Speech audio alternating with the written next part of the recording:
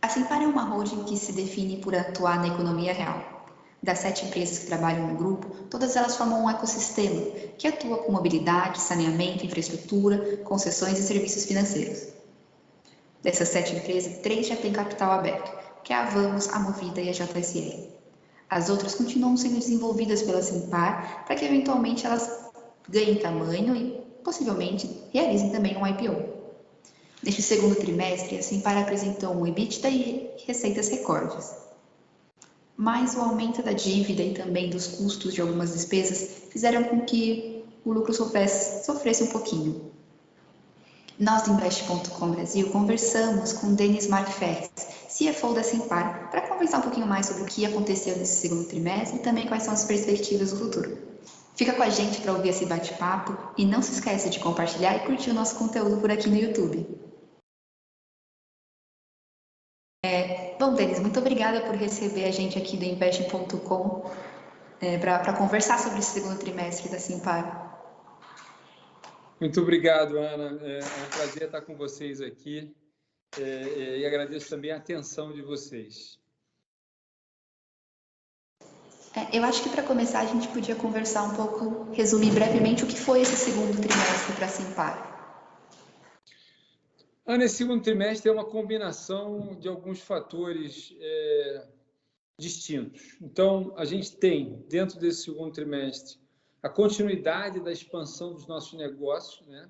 Está calcada em todo o volume de investimento que a gente vem fazendo e que a gente até incrementou quando você olha na base do investimento feito no trimestre, né?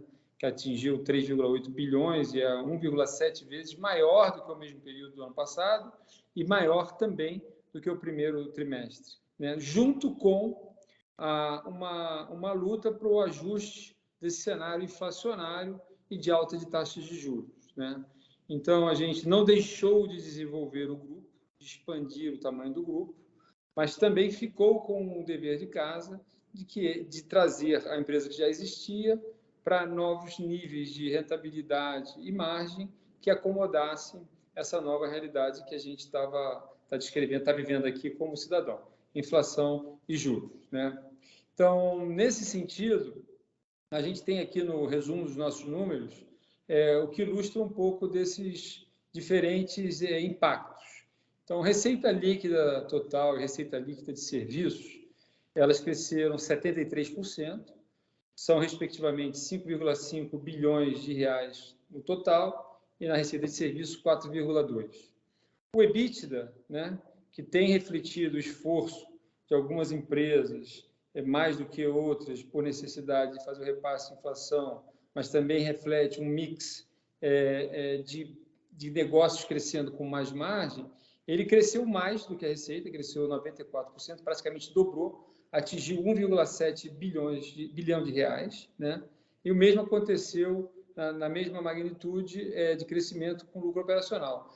E aí a gente tem o lucro líquido. O lucro líquido ele foi menor do que o mesmo período do ano anterior e ficou em 213 milhões de reais, pelo impacto da despesa financeira, né?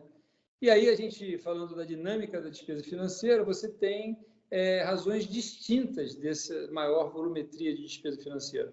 Você tem esse efeito dos investimentos, como a gente já falou no passado, ele tem um tempo até que ele gere resultado e fluxo de caixa, seus 90 dias. Então, todo esse investimento que eu citei aqui do segundo trimestre, quase 4 bilhões de reais, já está registrado no balanço patrimonial, mas ainda não contribuiu com a demonstração do resultado, né? Então, esse é um dos fatores que está aí dentro, né? A exemplo do que aconteceu em outros períodos.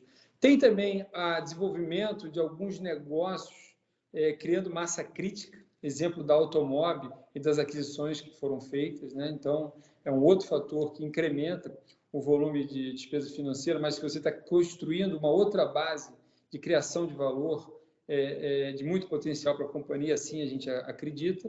E aí o terceiro fator, que todos nós estamos acompanhando, é a alta dos juros, né? Para dar um número, a média do CDI do segundo trimestre versus o CDI do mesmo período do ano anterior, ela é 4 vezes maior, né? Então, essa combinação é que faz com que as despesas financeiras tenham andado na frente de toda essa melhoria operacional que a gente citou. Na verdade, eu deixei de citar, mas, por exemplo, a margem EBITDA, ela cresceu 4,5 pontos percentuais.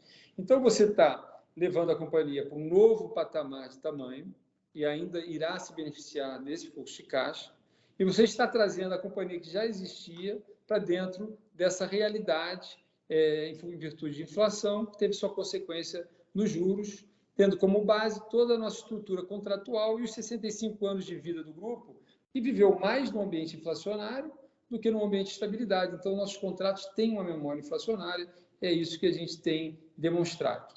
Tá? Sim, mas em relação a toda essa alta inflacionária de juros, que a gente sabe que, pelo menos o mercado espera que os juros permaneçam nesse patamar elevado por um certo tempo, vocês estão apostando apenas nessa proteção de contrato em relação à inflação ou vocês têm outras estratégias também para conseguir enfrentar esse cenário mais adverso? Esse cenário, Gozado, a gente tem a proteção dos contratos e a gente tem a própria proteção do valor do ativo, né?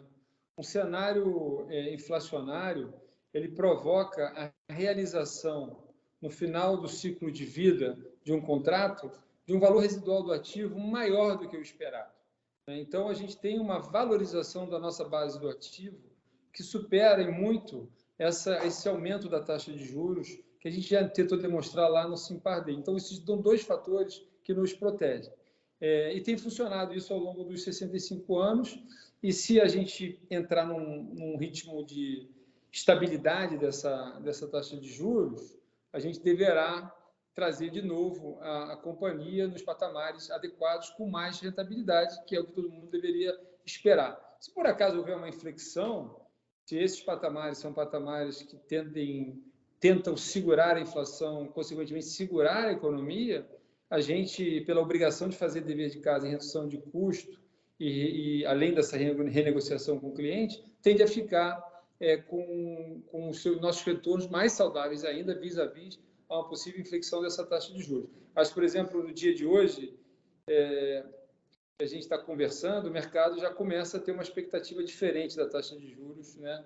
E, consequentemente, uma outra visão da Bolsa de Valores em geral, né? Dos valores das companhias. Mas eu costumo dizer, a companhia, que tem 65 anos, ela provou que ela consegue se adaptar às variáveis de juros e inflação num país como o Brasil. Então, o negócio ele responde a esses novos patamares. Mas é lógico que quando a estabilidade entra que você pode chegar lá, fazer a sua aderência a esse novo cenário. Tá? Certo. A gente já viu os balanços das empresas que têm o capital aberto, né? Já aconteceu. Então, eu queria focar um pouco mais nessa questão com o capital fechado ainda, que é no caso, por exemplo, da CS Infra. A gente viu que já houve as primeiras movimentações nos terminais portuários de Aratu, mas que isso não teve um impacto no trimestre. E aí eu queria saber quando que a gente vai começar a ver realmente os resultados desse ativo da CS Infra nos números da Simpar. Perfeito. Os portos eles começam a contribuir agora no segundo semestre, né? Talvez o terceiro trimestre ainda seja mais modesto, né? E vai ganhando tração. A própria concessão de rodovia, ela tem, acho que a primeira praça de pedágio, para o início do que será o faturamento dela, né? Se eu não estou enganado, são 4 praças de pedágio. Eu acho que a primeira deverá ser inaugurada ali por volta de setembro, outubro, posso estar errando um mês para lá, um mês para cá. Então, isso, na verdade, eu acho que tende a encher mais o pote e ser mais relevante. Eu contaria com isso mais dentro do ano que vem do que nesse semestre. Tá? Certo. E você também falou da Automob, que teve algumas aquisições que está ganhando corpo, e ela também houve essa mudança de marca, de original virou Automob. E aí eu queria saber exatamente o que significa essa mudança para a companhia. Tá. A Original já era uma marca muito forte na região onde a gente atuava, era a nossa operação original, né? Original. E, enfim, e a gente achava que tinha que criar uma marca que todas as demais se sentissem parte dela, né? Então, por isso foi pensado uma nova denominação, lançamos a Automob, né? Lembrando que hoje a Automob, no balanço do segundo trimestre, ela só refletiu a operação que já existia, da original, que manterá seu nome nas regiões onde a gente já atuava, somadas à Sagamar.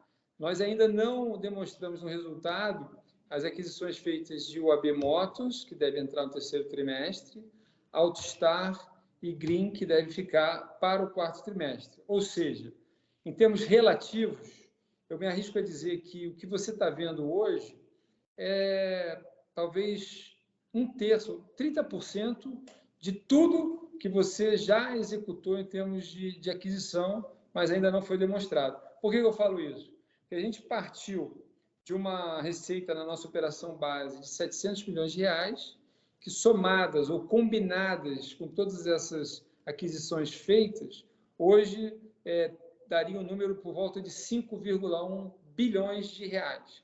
Ou seja, a original tinha 900, a Sagamar contribui com 700, isso dá 1,5, para 5,100 isso dá 30%. Então, a gente tem mais 70%, né, desse total a ser entregue na medida que a gente for botando para dentro, do ponto de vista contábil, essas aquisições, né?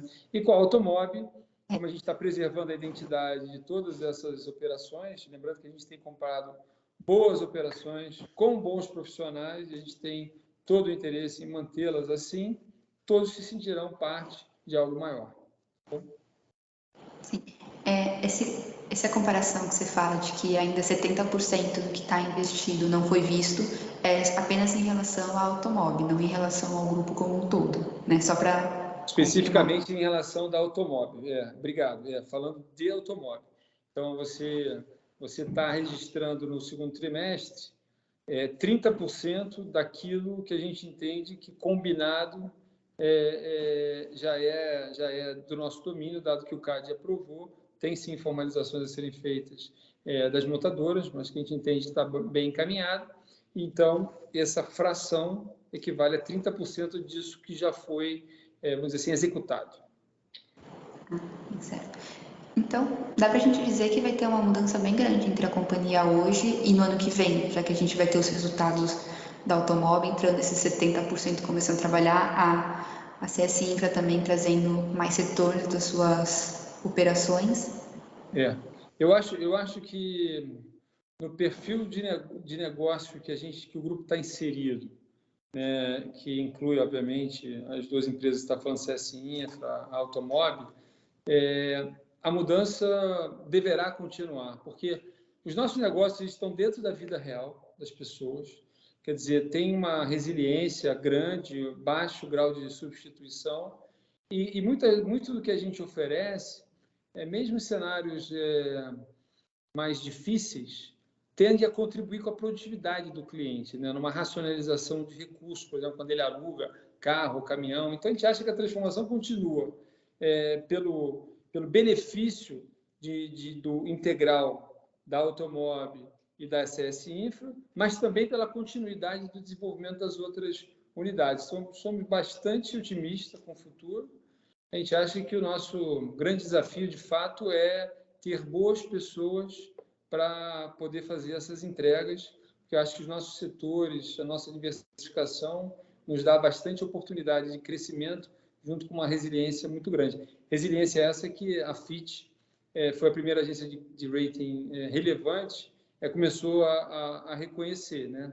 Benefício de escala, competitividade, presença e resiliência dos negócios. Ela nos concedeu o grau máximo de rating no Brasil, que é o AAA, e nos elevou em 1 grau o nosso rating externo de BB- para BB. Eu acho que é o início de um processo que certamente a gente irá se beneficiar em termos de custo de capital. Certo. E continuando também pensando um pouco agora no futuro, assim, mais realmente um médio e longo prazo. Quando a gente conversou no começo do ano, a gente já tinha falado sobre a possibilidade de as outras empresas que são do grupo, que estão no capital fechado, eventualmente realizarem um IPO. Eu queria saber se você já tem alguma coisa realmente mais planejada nesse sentido, se já tem alguma empresa que está mais encaminhada a a cumprir algumas etapas ou atingir o nível mínimo que vocês esperam antes de abrir o IPO de alguma dessas companhias? Certo. Eu acho que o fator número 1 para ter essa opcionalidade é relevância, né? Então, eu acho que as duas estão se desenvolvendo de forma bastante saudável. É verdade que a Automob ganhou uma tração mais forte, né? Pelas recentes aquisições, mas elas também vão cumprindo, até por obrigações de captação feita no mercado de renda fixa, etapas de maturidade, se tornando empresas abertas na categoria B, dentro do nosso planejamento estratégico básico, né, para que você tenha acesso a capital mais facilmente. Mas são empresas organizadas, quer dizer, dentro de uma companhia aberta, que a gente já, por dinâmica, vai imprimindo melhorias que permitam a essas companhias, se e quando for o caso, possam acessar o mercado de capitais, seja ele de renda fixa ou de equity, da forma mais rápida possível. Mas não tem nada decidido, né? É uma opcionalidade que existe, é só olhar o que a gente já fez em outras companhias do grupo, e eu acho que o item tamanho, ele está sendo entregue, que certamente te habilita a ter essa possibilidade. Certo, e isso vale também para a CS Brasil e para a BBC? Vale, embora eu acho que o estágio de desenvolvimento são bastante distintos, né? A CS Brasil, na verdade, ela contribuiu até para o desenvolvimento dos outros negócios. Ela encapsulou durante um tempo certas atividades que migraram para outros negócios, até para companhias abertas, como foi o caso de Movida, num processo onde os outros acionistas minoritários que tomaram a decisão, foi delegada a eles, né, na melhor governança possível, e agora ela está se desenvolvendo novamente em cima de uma plataforma que oferece gestão e terceirização de ativos com oferta de mão de obra, que não é um item da operação da Movida, onde ela contribuiu no ano passado. Mas ela contribuiu com as concessões para dentro da CS Infra, né? Então, esse caminho continua em tamanho muito mais modesto do que ela já tinha, mas está se desenvolvendo, e a CS Infra também tem aí uma avenida grande de oportunidade, a gente continua acreditando nisso, dado a oportunidade que existe no Brasil de ter melhoria do serviço prestado via concessões privadas. Então, a gente acha que a gente tem uma vocação de prestação de serviço que pode contribuir com isso e nos oferecer contratos de longo prazo com uma rentabilidade adequada. Certo. E para finalizar, eu queria saber quais são os planos agora para esse segundo semestre, quais são os próximos passos que a gente pode aguardar da Simpar. Olha, fui perguntado, sempre sou perguntado, na verdade, a atividade M&A, ela continua valendo, ela faz parte do desenvolvimento, talvez mais óbvio da Automob, que vocês estão vendo aí, enfim, e em Vamos e Movida talvez seja mais orgânico. Então, eu acho que a gente vai continuar atento às oportunidades via M&A e vai continuar desenvolvendo de forma orgânica as outras empresas, né? Sendo certo de que, como o Renato Franklin já falou em Movida, ele fez um crescimento muito relevante ao longo do último ano, né? Quase dobrou, e agora ele pode ser mais seletivo e dar uma focada maior na busca por eficiência operacional. Eu acho que dá para a gente esperar isso, tá bom? Tá bom, tá ótimo. Eu acho que assim a gente tem uma visão bem clara do que a empresa está pensando agora no presente e no futuro. Então eu queria agradecer pelo seu tempo, por ter disponibilizado aqui esses minutinhos para conversar com a gente. Mais uma vez agradeço a vocês, Ana, o Tempo, o Invest.com. Obrigado mais uma vez pela oportunidade de poder se comunicar com o público que vocês têm, que é tão grande. Obrigado.